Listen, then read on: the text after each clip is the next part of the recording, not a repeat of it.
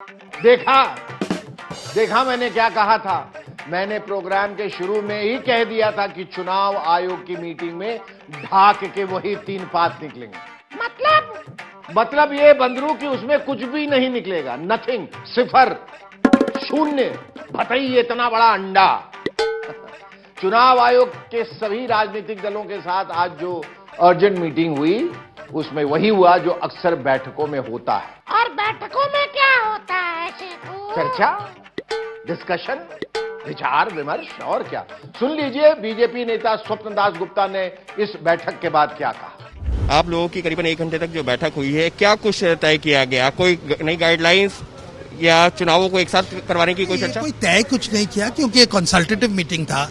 ये चुनाव आयोग तय करेंगे क्या क्या करना पड़ेगा। यानी चुनाव आयोग से किसी ठोस फैसले की उम्मीद करना एक स्वप्न ही रह गया। अब आपको बीजेपी के एक दूसरे नेता भूपेंद्र यादव को भी सुनाता हूं कि उन्होंने क्या कहा। जहां तक रैली और रोड शो का संबंध है, निश्चित रूप से सेफ डिस्टेंसिंग, मास्क और सैनिटाइजेशन और कोविड के सारे नॉर्म्स का हम पालन करेंगे। क्या बोले? एक से हाँ, जरा फिर से सुनाइएगा।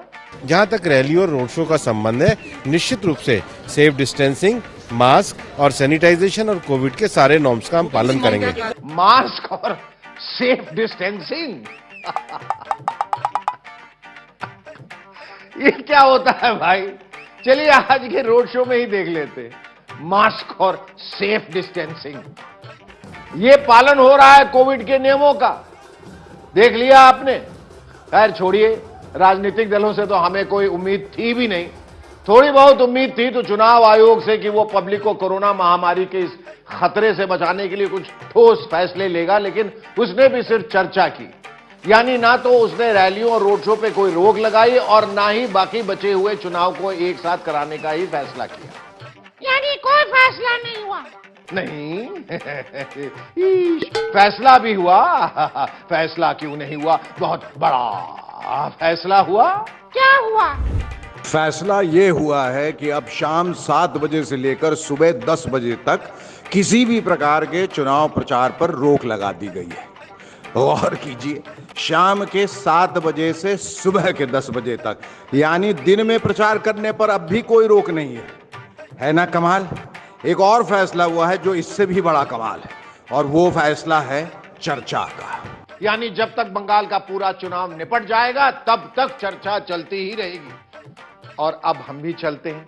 चलते चलते मेरी ये बात याद रखना, कभी मास्क बिना ना रहना, कभी मास्क बिना ना रहना। आप सभी अपना और अपनों का ख्याल रखिए। कल फिर मुलाकात होगी। अलविदा, शुक्रिया, खुदा हाफिज।